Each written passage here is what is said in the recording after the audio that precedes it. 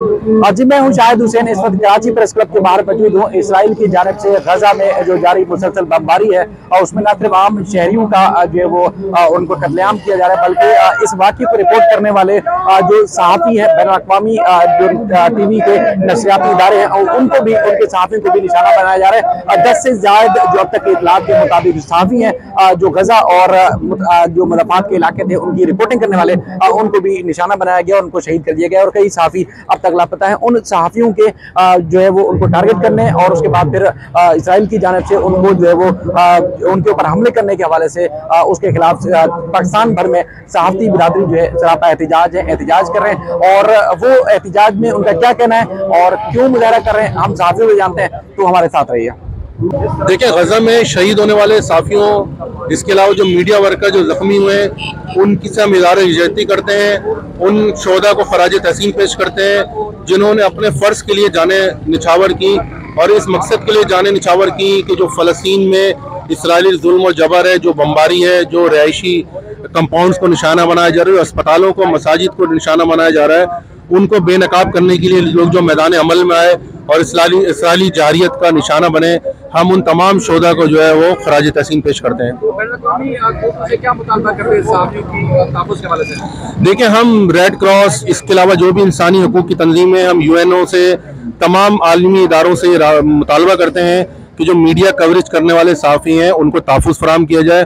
बिल्कुल इसी तरह तहफ़्फ़ुज़ फराहम किया जाए जिस तरह जब अमेरिका ने अफ़गानिस्तान में मदाखलत की, जिस तरह अमेरिका ने इराक़ में मदाखलत की और उस वक्त जो है पूरी मीडिया को वो अपनी जो है आप कह लें कि हिफाजत में वहाँ लेके गए और वहाँ अपने ऑपरेशंस को जो है, अपनी जो कब्ज़ा है, अपनी जो जारियत थी उसको आम करने के लिए जो है जिस तरह उन्होंने तहफ़्फ़ुज़ फराहम किया, इस तरह हम समझते हैं कि इन साफियों को भी जो है भरपूर जो है तहफ़्फ़ुज़ फराहम किया जाए। देखिए, जिस तरह से इसराइल इस वक्त बमबारी कर रहा है गजा के ऊपर, इस बमबारी के दौरान उसने कई वॉर क्राइम्स किए हैं। जब भी कभी जंग का माहौल होता है तो वहाँ तय होता है कि आप शहरी इलाकों को निशाना नहीं बनाएंगे, आप हॉस्पिटल्स को निशाना नहीं बनाएंगे, आप मीडिया को निशाना नहीं बनाएंगे, आप कैंप्स को निशाना नहीं बनाएंगे। लेकिन इसराइल ने ये सारे वॉर क्राइम्स किए हैं और आज इसीलिए हम यहाँ जमा हुए हैं कि हमारे 10 साथी हमसे जुदा हो चुके हैं अपनी सहाफ़ती फ़राइज़ की अंजामदही के दौरान। हमारे कई साथी जख्मी हैं, 2 सहाफ़ी हमारे साथी जो हैं वो लापता हैं।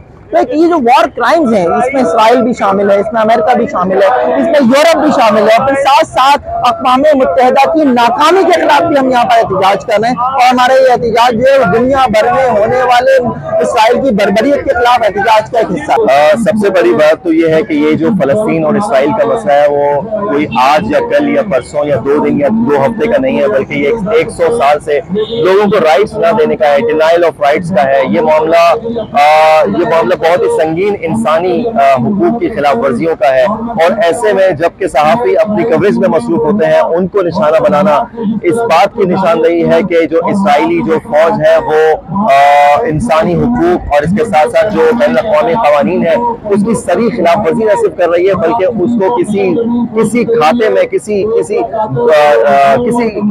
तरह भी उसको काबिल कबूल नहीं समझती और उसको जो है वो ये समझती है कि ये सब कुछ उसको जूते की नोक पर रखती है।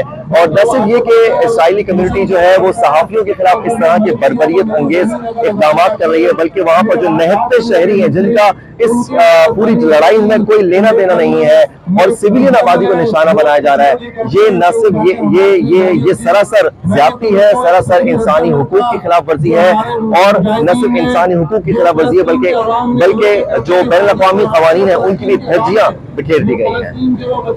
देखिए, इसराइल का जो दहशतगर्दाना चेहरा है वो फ़लस्तीन और इसराइल के सहाफ़ी अवाम को दिखा रहे थे, दुनिया को दिखा रहे थे कि वो कितना बड़ा दहशतगर्द है और अपनी दहशतगर्दी के जरिए जंगी कवानीन को भूल गया। औरतों, बच्चों, स्कूलों, अस्पतालों, शॉपिंग सेंटरों, घरों, हर चीज़ को निशाना बना रहा है और सहाफ़ी सिर्फ वो उसकी एक मंजर कशी कर रहे थे जो उनकी बर्बरियत थी, वहशत थी, जुल्म था, इसलिए वो सहाफ़ियों को भी कत्ल कर रहे हैं ताकि वो अपनी आवाज़ दुनिया को न पहुंचा सकें। उनका वो मकरूर चेहरा दुनिया तक न पहुंचा सके। आज का हमारा मुजाहरा इसी सिलसिले की कड़ी है कि हम फ़लस्तीन के निहत्ते मज़लूमों के साथ हैं। हम उनकी आवाज़ पुरअमन अंदाज में उठाने की कोशिश करेंगे और मगरबी मीडिया को ये पैगाम देंगे कि पाकिस्तान के सहाफ़ी हमेशा आज़ादी इज़हार, आज़ादी राय का एहतराम करते हैं और हमेशा गैर जानिबदाराना सहाफ़त करते हैं।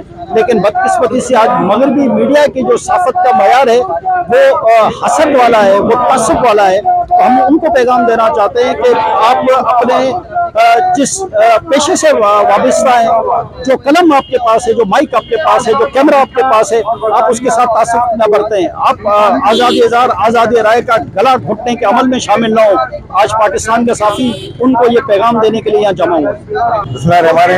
जैसा कि आपको इल्म है, फ़लस्तीन में बर्बरीत अपने उरूज पहुंच चुकी है। न जाने कितने बच्चे शहीद और कितनी माओ घर उड़ चुके हैं। इसमें ना सिर्फ हम लोग आज एहतजाज करने का मकसद सहाफ़ी बिरादरी का इसीलिए है कि हमारी जो बिरादरी के लोग हैं जो सिर्फ वहाँ पे सहाफ़त कर रहे हैं, जो उनका काम सिर्फ वहाँ पे दुनिया को ये दिखाना है कि यहाँ पर फ़लस्तीन में क्या हो रहा है मुसलमानों के साथ, उसके साथ, तो उन पे भी आपके सामने गोलाबारी की जा रहा है। यहाँ पे अल जज़ीरा के राइटर्स के जो वो हैं उनको भी शहीद किया गया है। तो बाकी जो हमारे शाफी हैं तकरीबन रोज़ की रोज़ाना की बुनियाद पर शहादत हो रही हैं। तो हमारा मुतालबा है ये नाम नयाद जो भी दुनिया के वो होते हैं कि वो इस पर एक्शन लें। ठीक है, बर्बरियत सबके सामने है, कौन कितना कर रहा है, ठीक है, ताकि इस पे दुनिया में अमन कायम हो सके। शुक्रिया। बिस्मिल्लाहिर्रहमानिर्रहीम। देखिए, इसलिए जरूरत पेश आई कि वो चाहता है कि वहाँ पे रिपोर्टिंग भी ना हो। आज देखें ब्लैकआउट है, पता नहीं लग रहा कि गाजा में फ़लस्तीन में क्या कुछ हो रहा है।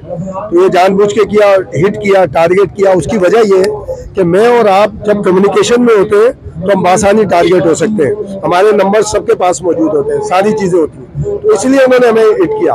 लेकिन अब सवाल पैदा होता है जो हमारी आलमी तंजीमें साफियों की, तो वो क्या करती हैं? जब पाकिस्तान में इधर उधर कोई बात होती है बहुत चिढ़ती है, बहुत बातें होती हैं। अब वहाँ पे क्यों बात नहीं कर रहे? हम कह रहे हैं ठीक है फ़लस्तीन का एक इशू है, लेकिन जो साफियों को दौराने यानी फ़राइज़ की अदायगी में शहीद किया गया है उसके ऊपर क्यों नहीं बात करते? ये without reporters without border, IFJ कहाँ पर है? इनको बात करनी पड़ेगी। नहीं करेगी तो पाकिस्तान के साफियों को इनके साथ एफिलिएशन को रिव्यू करना पड़ेगा कि ना अब ये क्या है। तो आज देखें, आप तमाम ग्रुप्स हमारे मौजूद हैं और तमाम जो मुख्तलिफ इदारों में काम करते हैं और मुख्तलिफ पाकिस्तान भर में जहाँ जहाँ की नुमाइंदगी करते हैं वो सब यहाँ पे जमा है। तो इसमें हमारे कोई इस तरह के मकासद नहीं। हम कहते हैं हमें काम करने दें। हमारा मजहब, कौम, किसी नस्ल से बाला होकर हम अपनी रिपोर्टिंग करते हैं, चाहे हम पाकिस्तान में हो, फ़लस्तीन में हो, अमेरिका में हो, साउथ अफ्रीका में, जहाँ पर भी। हमारा कोई वो नहीं होता। हम अपने मजहब को अपने पास रखते हुए हम सबको रिपोर्ट करते हैं। हमारे पास तफरीक किसी चीज़ की नहीं है। तो इसको साबित किया जाए, आलमी तंजीमें हमारी साफियों की साबित करें।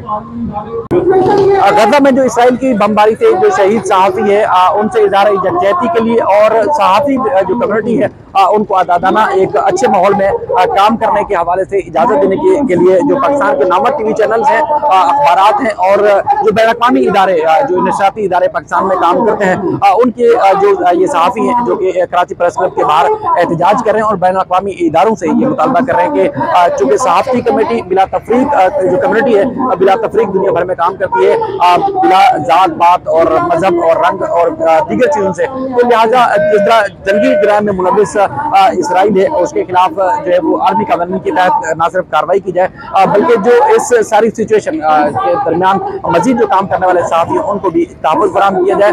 और इसकी जो वाक़या रूनुमा हुआ है जिसमें 10 से ज़्यादा जो सहाफ़ी शहीद हुए हैं उनके मामले पर इसराइल से जो है वो बड़े पैमाने पर जो है वो तहकीकात भी की जाए।